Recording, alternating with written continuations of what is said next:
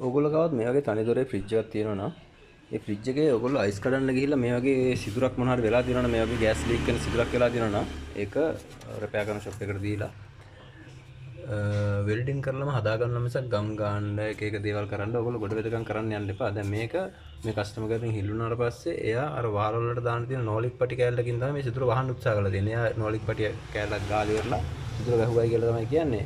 කොහොම හරි ඊට පස්සේ මෙතනින් ඔක්කොම මේ නෝලික් පටිය මේක ඔයිල් එකත් එක්ක දිය වෙලා ඒ ඔයිල් එක කියන්නේ ඒ තාර ටික මේක ඇතුලෙන් දිය ඇදගෙන තියෙනවා බටේ ඇතුලට. බලන්න ඒකට වෙලා තියෙන දේ මොකද කියලා.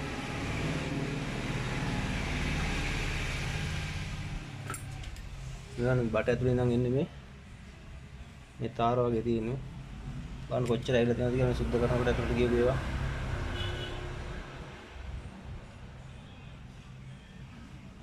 එහෙනම් ඔයගොල්ලොත් මේ වගේ මොකක් හරි ඩැමේජ් එකක් වුණොත් ෆ්‍රිජ් එක ඒක ටෙක්නිෂියන් කෙනෙක්ට කියලා හදා ගන්න. එහෙම නැතුව ඔයගොල්ලෝ ගොඩ වෙදකම් කරන්න යන්න එපා. ඒක එකකින් වෙන්නේ වැඩේ ටිකක් බරපතල තත්ත්වයකට පත් වෙන එක තමයි.